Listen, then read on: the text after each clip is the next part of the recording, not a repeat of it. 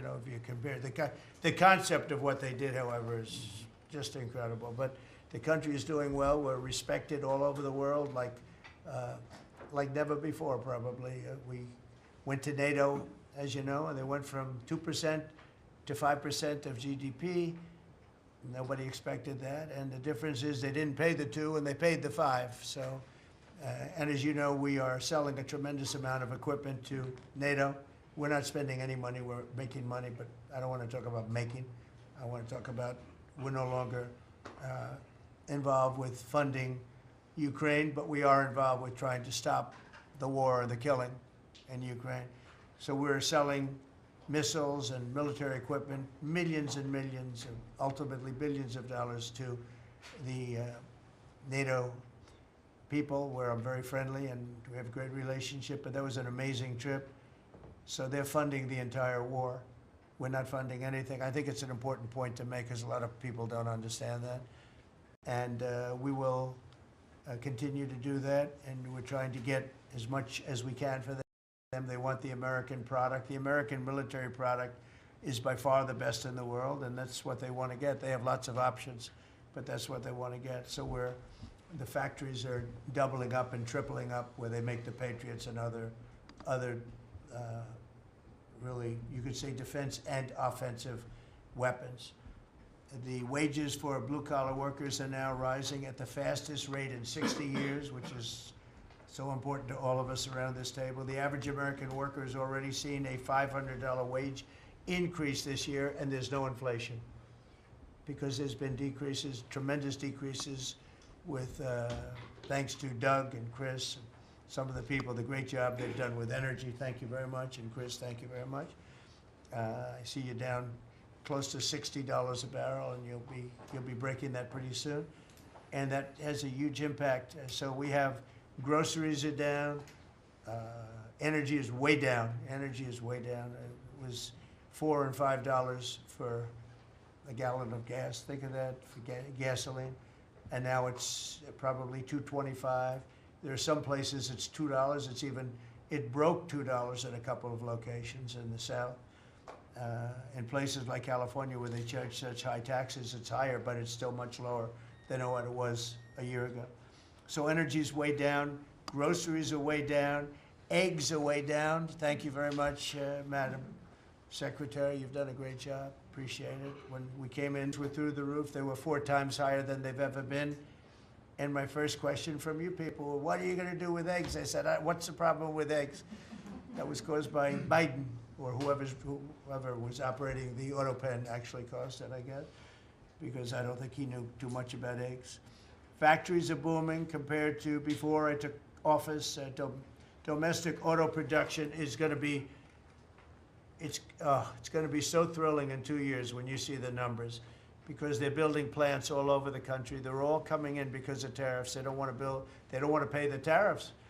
And if they build their plant here, they don't pay the tariffs. And they're pouring into our country, and you know about AI and you know about but the auto plants, you know, that's the good old-fashioned stuff that I love. The auto plants are pouring into the United States of America. They're coming from Mexico, they're coming from Canada, and they're coming from Europe, all over Europe. And it's been pretty amazing. So factories are booming, and when they actually open, you know, right now they're booming in terms of construction.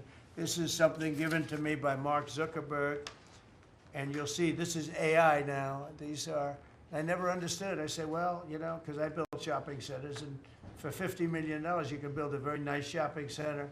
So I never understood when they said $50 billion for a plant. I said, what the hell kind of a plant is that? But when you look at this, you understand why it's $50 billion. So this is one he's building in Louisiana. That's Meta, Facebook, as people understand it to be. But look at that. Now that's the size of Manhattan. So that's superimposed over the island of Manhattan. It takes up a big part of Manhattan. I think they say 81% of Manhattan. So these are big things, and they're going up. A lot of them are going up now. I don't know that big. Actually, Mark is building 4 of them, and others are building similar places. And when these things open up, I'll tell you what, our country, we're leading China now in AI, substantially leading China. And the reason is because we're letting them build their own electrical facilities. We would need double the energy that if you take all of the electricity that we produce right now in this country, you'd have to multiply it times 2 or maybe 3 times. So 3 times more than we have right now for everything, to operate your toaster and everything else, okay? 3 times more.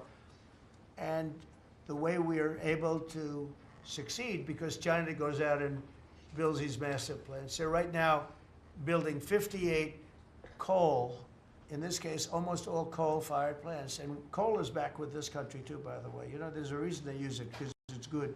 It works for them. And we call it clean coal. We don't call it coal. We call it clean, even very clean coal.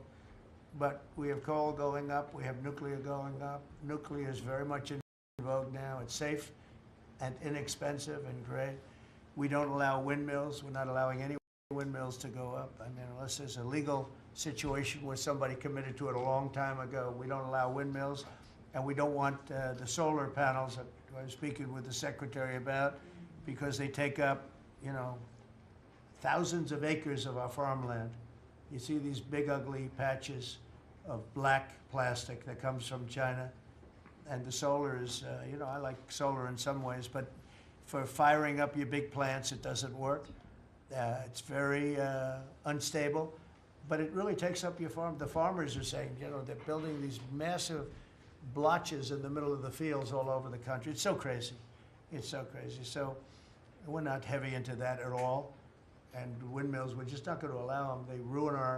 They're ruining our country. They're ruining everyone. If you look at, I hate to mention countries, but you look at the UK, what's happened at UK, they have energy costs have gone through the roof. It's because of wind. They want to do everything, close up the northern parts of the country. They have oil that's tremendous, and they closed it up, and they've been building windmills all over the place. And I tell them, you're my friends, but man, you're gonna have a bad awakening very soon. It's gonna be very bad. They're ugly. They don't work. They kill your birds. They're bad for the environment. And if you look at them from a house, your house is worth less than 50%. So I'm trying to have people learn about wind real fast, and I think I've done a good job, but not good enough, because some countries are still trying, and they're destroying themselves. Those are countries that are really destroying themselves. I hope they get back to fossil fuel, because right now, Chris, whether we like it or not, fossil fuel is the thing that works, and then you can add nuclear with it and other things, but fossil fuel is what works if we're going to fire up those big monster factories. But if you look at comparing everything before I took office, domestic auto production is up 18,000 cars a month. And we haven't even started yet, because a lot of these plants aren't built. It's up 18,000 because Ford, General Motors, and a couple of others, Stellantis, they're taking their existing plants, and they're, as quickly as they can, they're adding on to them. So when their plants open, because they're building big, modern, beautiful auto plants. But think of that, we're up 18,000 cars a month, and essentially all they've done is try and utilize their space correctly as their big plants open up. It's going to be, I hope they remember that it was this way. I hope this table gets a lot of the credit for what's happening. It gets all of the credit, because this would have never happened. We were going out of business in every way. We were losing. All the car plants were leaving this country. Now they're all coming back in, and they are coming from Canada, and they are coming from Mexico, but they're coming from Germany. They're coming from all over the world. Domestic steel production is up by 100,000 tons of steel a week. We have a 50% tariff on steel, aluminum, and various other things. Copper just got brought into the picture, and that means people are gonna want to make steel here. We just made a deal with U.S. Steel, as you know. We have an outside company come in, spend $17 billion on building new plants, new everything. It's great, and it stays right here in America. So we're doing amazingly well on steel, and domestic oil production is up by more than 300,000 barrels a day. That's a lot of barrels, and you're going to be talking about that in a second, I think, Chris and Doug. these two people have done a fantastic, and we have the oil price down to about $62 a barrel. So just so you understand, because a lot of you like to talk about costs and prices, but I watch so much fake information. Product costs are down. Energy is way down. Energy brings things down. You know, with energy, that's what happened with Biden. He stopped our program, and then he went back to it when he realized that it looked like you're going to be paying numbers that nobody's ever seen, like $7 a gallon. You're going to pay $7 a gallon. They were up to $7.5.